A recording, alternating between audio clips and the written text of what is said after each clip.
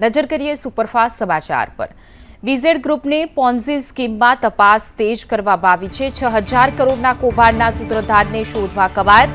ભૂપેન્દ્રસિંહ ઝાલા સામે lookout circular કરાયું। પોલીસે સગા સંબંધીઓના બેંક ખાતાની તપાસ શરૂ કરી।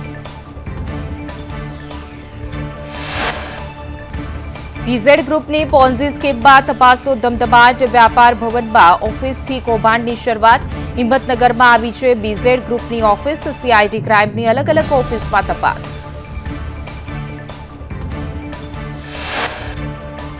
બિટકોઇનના નામે લોકોના લાખો રૂપિયા પડાવ્યા। સરકારી કર્મચારીઓ અને મોટા વેપારીઓ હતા શિકાર।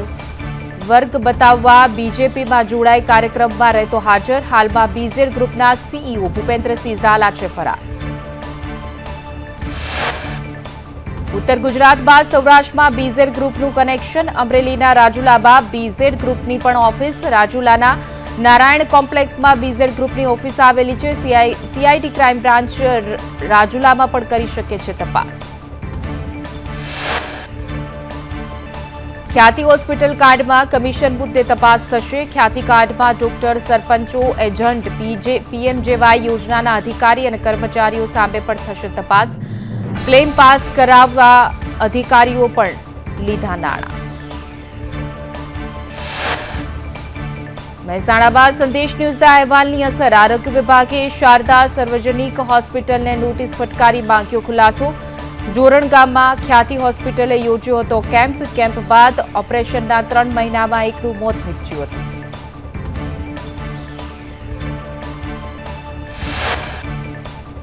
જીએસટી કૌભાંડમાં ભાજપના ધારાસભ્ય ચર્ચામાં। એમએલએ ભગા બારડના પુત્ર અને ભત્રીજાની સંડોવણી। ફરિયાદમાં આર્યન એસોસિએટની સંડોવણી હોવાનું સામે આવ્યું। અજય બારડ, વિજય બારડ, રમેશ બારડ ભૂગર્ભમાં। ગીર સોમનાથમાં સિંચાઈ અધિકારી પર ભ્રષ્ટાચારનો આક્ષેપ। જિલ્લા પંચાયતની સામાન્ય સભામાં સુનિલ રાઠોડ સામે આક્ષેપ। પરિવારના સભ્યોને કામ અપાવી ગેરરીતિ કર્યાના આક્ષેપ। ભાજપના જ પદાધિકારીઓ સિંચાઈ અધિકારી સામે પડ્યા। એનએચએઆઈના માટી કૌભાંડમાં પણ સિંચાઈ અધિકારી સામે આક્ષેપ। પંચમહાલની એસોસન્ટ ફાર્માસ્યુટિકલમાં એટીએસની તપાસ। કંપનીમાં ડ્રગ્સ બનાવવાની શંકાના આધારે કરી તપાસ। નશા માટે વપરાતી ટ્રામાડોલનો જથ્થો મળી આવ્યો છે। દવાનો જથ્થો એફએસએલમાં રિપોર્ટ માટે મોકલવામાં આવ્યો। રાજકોટમાં જયંતિ સરધારા પર હુમલાના ઘેરા પ્રત્યાઘાત। શૈક્ષણિક સંકુલના ભૂમિપૂજનનો કાર્યક્રમ મોકૂફ રખાયો। સરદાર ધામમાં 15 ડિસેમ્બરે યોજાવાનો હતો આ કાર્યક્રમ। કાર્યક્રમને લઈને સીએમ પાસે માંગવામાં આવ્યો છે સમય। ખોડલધામના પ્રવક્તા હસમુખ લુણાગરિયાનું નિવેદન સામે આવ્યું। નરેશ પટેલ ઉપર જે આક્ષેપો કરે છે તે પાયાવિહોણા। જયંતિ સરધારા અને પીઆઈ વચ્ચે વ્યક્તિગત લડાઈ છે। ખોડલધામને વચ્ચે ન લાવવું જોઈએ।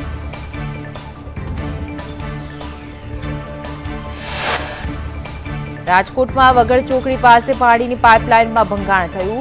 વગડ ચોકડી પાસેના રસ્તા પર પાણી ફરી વળ્યા। પાણીની લાઇન તૂટતા હજારો લીટર પાણીનો થયો વેડફાટ।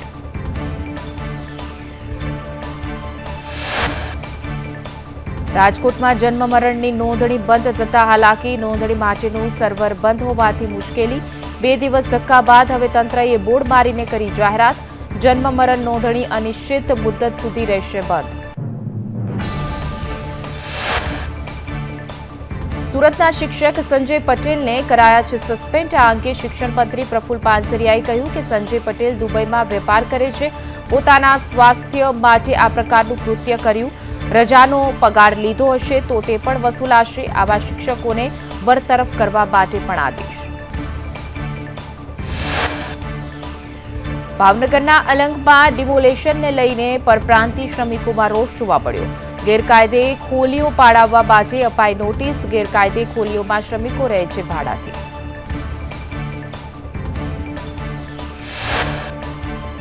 અમદાવાદ આરટીઓ કચેરી ખાતે મેમો ભરવા લાગી લાંબી લાઇન। ગઈકાલ રાત્રે 1 વાગ્યાથી લાગ્યો છે આરટીઓની બહાર ઉભા રહ્યા છે લોકો। પોલીસે કાર્યવાહીના નામે નાગરિકોને કર્યા દોડતા। વડોદરાના શિનોરમાં અવાલખ પ્રાથમિક સ્કૂલના વિદ્યાર્થીઓને હાલાકી। 5 મહિનાથી લાખોના ખર્ચે સ્કૂલ બિલ્ડિંગ તૈયાર કરાયું, તેમ છતાંય કડકડતી ઠંડીમાં વિદ્યાર્થીઓ પાળી પદ્ધતિથી સ્કૂલે આવવા મજબૂર બન્યા. સ્કૂલમાં 20 માર્ચ સુધી ફસાયેલાનું રેસ્ક્યુ આસાન. ફિનલેન્ડથી ₹15 કરોડનું હાઇડ્રોલિક લેડર ખરીદ્યું છે. માત્ર 2 મિનિટમાં 70 મીટરની ઊંચાઈએ પહોંચી જશે. વધુ એક ટર્ન ટેબલ લેડર મશીન જર્મનીથી સુરત આવશે.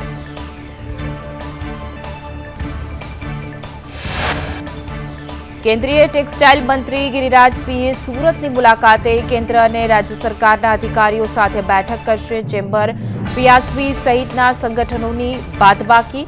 ગિરિરાજસિંહના કાર્યક્રમ વિશે સંકલન ન હોવાનો સૂર.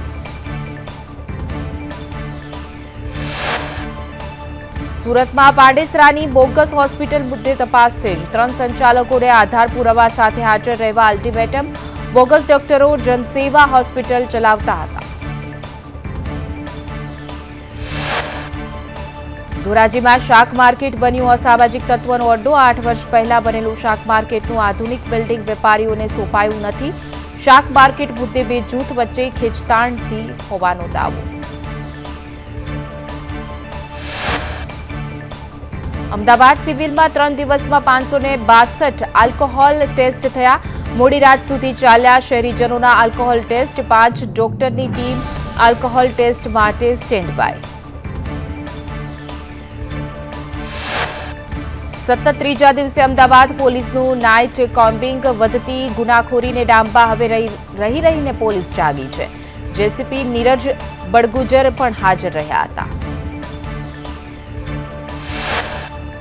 જુહાપુરામાં હથિયારધારી જવાનો સાથે રાખી કરાયું ચેકિંગ. નંબર પ્લેટ વગરના વાહનોને ડિટેન કરાયા. અપૂરતા દસ્તાવેજો સાથેના વાહનો સામે કાર્યવાહી કરાય તો પોલીસ આડેધડ વાહન ડિટેન કરતી હોવાનો લોકોનો આક્ષેપ. દાહોદમાં વધુ એક બોગસ તબીબ ઝડપાયો છે. પશ્ચિમ બંગાળનો અસીમ બિસ્વામ લોકોના આરોગ્ય સાથે કરતો હતો ચેડા. ડિગ્રી વગર ક્લિનિક શરૂ કરી કરતો હતો સારવાર. એસઓજીએ દવા સહિતનો મુદ્દામાલ જપ્ત કર્યો.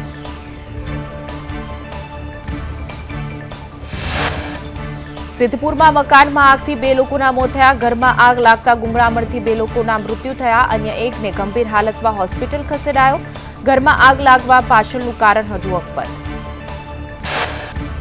વડોદરામાં 15, ગાંધીનગરમાં 15.1 ડિગ્રી, પાલનપુરમાં 15.7, ડીસામાં 16.4 ડિગ્રી, ભાવનગરમાં 17 તો રાજકોટમાં 17.2 ડિગ્રી, સુરતમાં 18.3 ડિગ્રી તાપમાન નોંધાયું. રાજધાની દિલ્હીમાં હવાની ગુણવત્તા નબળી શ્રેણીમાં. અશોક વિહાર, દ્વારકા સેક્ટર 8, શાદીપુર સહિતના વિસ્તારમાં AQI 350 ને પાર. અક્ષરધામ મંદિરમાં ધુમ્મસની ચાદર છવાઈ. સંસદ સત્રનો આજે ત્રીજો દિવસ છે. પ્રિયંકા ગાંધી વાડ્રા અને નાદેડ લોકસભા પેટા ચૂંટણી જીતનાર.